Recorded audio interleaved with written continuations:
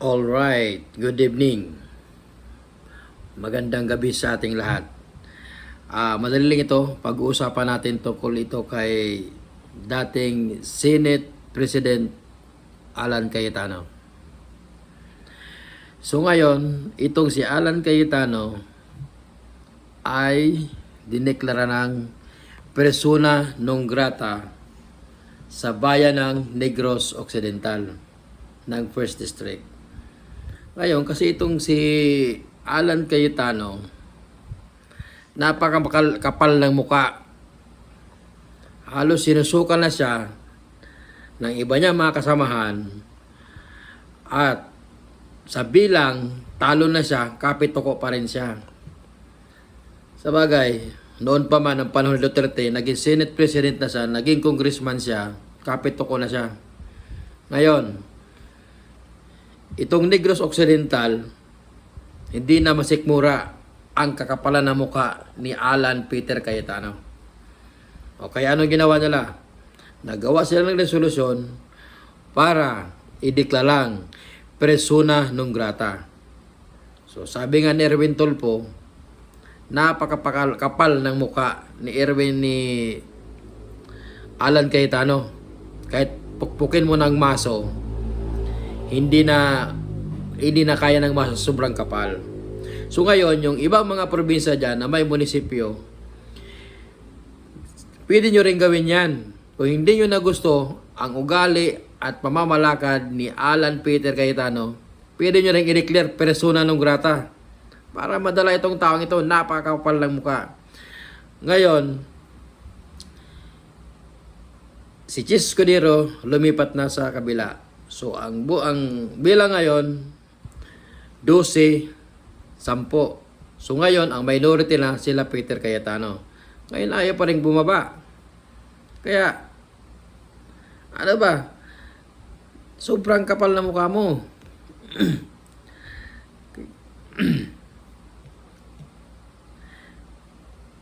Tapos, ito namang si Loren Legarda. Tinawag niya ng mga bayani yung 18 na Marines. Kaya pumunta daw sa doon sa Senado para suportahan yung mga bayani 18 na Marines. Yun pala, isa siya sa mga sinabi ng mga 18 Marines ng bayani na tumanggap ng 2 maleta sa flood control. So ngayon, ano nang mangyayari sa kanya ngayon? Susuporta pa ba siya doon sa liderato ni Cayetano o lilipat siya? Kaya ngayon, nasa hot seat siya. Kung anong gagawin niya? Tinawag niyang bayani. So, ibig sabihin, naniniwala siya kung ano man sinasabi ng mga Marines na totoo. So, ngayon, isinama siya sa mali-malitang dinala sa kanya, dineliver, ng mga tinatawag niyang bayani. So, ibig sabihin, parang tinatanggap niya. Di ba? Ngayon, ito pa, ang isa pa. Ito naman si Joel Villanueva.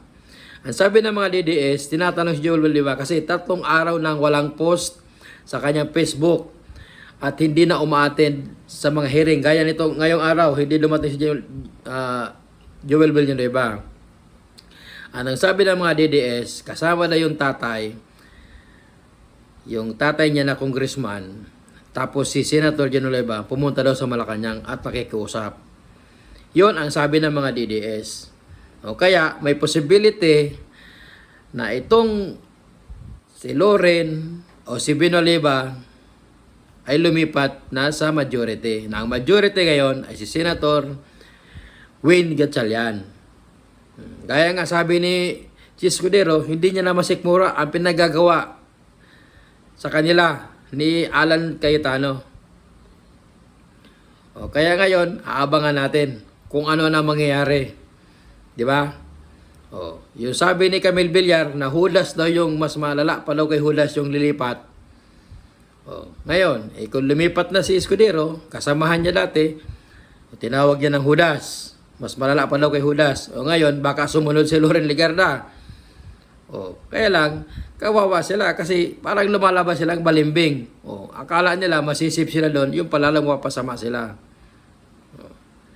Ngayon, kaya abangan natin ang mga susunod, bantayan natin, di ba? Kaya doon lang tayo sa tama. Sabi nga, ni Lito Lapid, kung saan yung mas maraming naniniwala, kung sino yung lumabas sa botohan, doon siya. O kaya ganun lang, simple lang. 12 kontra 10. Anong laban, di ba? Kaya sabi mo may konstitusyon na kailangan 13, mahiya ka, wala ka ng boto eh. Lamang na yung si Win Gatchalian, di ba? Kaya Alan Peter Cayetano, sobrang kapal na mukha mo. Ibigay mo na yung posisyon kay Senator Speaker Win Gatchalian. Di ba? O, yun lang. Simple lang. Puro mo sinasabi sa Diyos, dasal na kanlasal. Sa'yo naman bumabalik yung dasal mo eh. Di ba? Noon, nagbalimbing ka. Ngayon, balimbing ka naman. Ngayon, lalo ka napasama. Oh, yun lang. Sana may mas na kayo mga nasa minority na nandyan kay Alan Cayetano. Yun lang. May pagkakataon pa kasi malayo pa 2028. Di ba? Ang mga Duterte wala na. Hindi na makakalabas si Digong. Di ba? Oh, sino lang nakalabas sa Duterte? Yung talagang alang solid kay Duterte. Si Bato, si Bongo, si Marcolita, may ano nga siya eh. May anomalya kung bakit nanalo sa Comelec, di ba? Oh, kaya alas dalawa wala nakalabas kay Duterte. Kaya wala na mga Duterte. Di ba? Bagong Pilipinas na tayo. Kaya God bless sa ating lahat. Sana may mas na kayo. Magsuportahan tayo, mahalin nating bansa. Mabuhay ang Pilipinas.